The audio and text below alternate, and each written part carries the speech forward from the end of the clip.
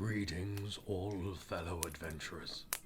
Gather round whilst I regale you with the story of the famed adventuring party known as the Assorted Ruffians. Legends say it was fate that brought them all together. To the six of them, it was merely a chance encounter. But the truth is far more nefarious. Each of them betrayed, let down, and lied to by a trusted ally, and their very souls sold away to an archdevil known as Zelgastath, who is rumored to be spinning a masterful plan, a power grab in both Avernus and the material plane.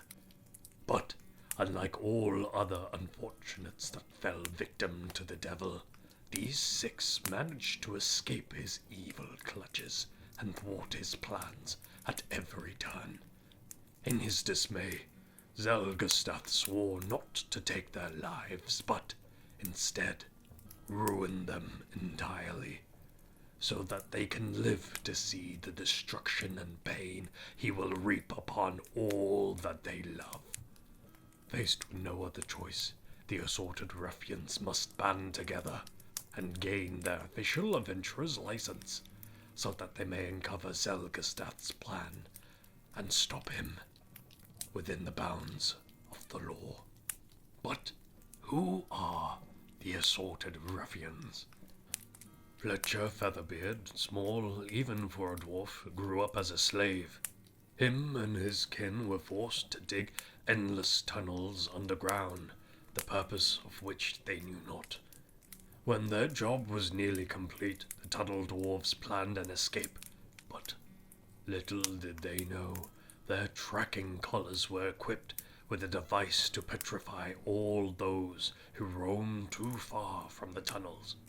Fletcher, due to a twist of fate, was the only one to make it out of the tunnels, and swore one day to revive his stone kin and take revenge on the elves that enslaved his people. Ardrin Nilu, the youngest wood elf to have ever been chosen by Bergalad, the nature deity, to be the archdruid of his circle. Though Ardrin was woefully unprepared and dreadfully hesitant, he accepted the mantle and was given the quest to seek out 3 ancient magical stone relics. Once they are gathered, he will become a fully fledged archdruid. However, unlike those who undertook this quest before him, the stones this time have fallen into the hands that were never meant to wield such power. Vlandir Ravenwatch, a dark elf that fled the Underdark for a better life for himself, believed that the surface world would be much kinder to him than his own. Unfortunately, he was met with an altogether different kind of cruelty, but just as vicious. Vlan, faced with no other option, took up with a group of bandits called the Crows, led by Nadolf, a grizzled crook that took him in, no questions asked. Nadolf taught Vlandir and the other crows everything he knew about surviving at the bottom rung of society, by any means necessary. The crows' very last mission went horribly wrong after they stole a magical tome that was never meant to be uncovered. They were chased down and hunted like animals one by one, but Nadolf, injured and exhausted, entrusted Vlandir with the tome and led their pursuers away so that Vlan could live. Vlandir, devastated, opened it and bound himself to the divine beast it served and made a pact with the great Old One, so that one day he may get revenge for his fallen brothers. Little did he know, such magic comes at a price, and after years of service, it was a price he was no longer willing to pay.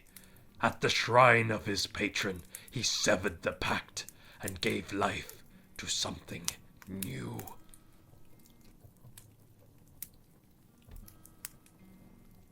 Not much is known about Sister Andy's Aarakocran past, but what is known about her is that she is a kind and gentle cleric of the Moon Maiden Saloon, found by the ruffians within the snowy mountains of Albion's most popular ski resort, working as a healer for those who had nasty cuts and scrapes.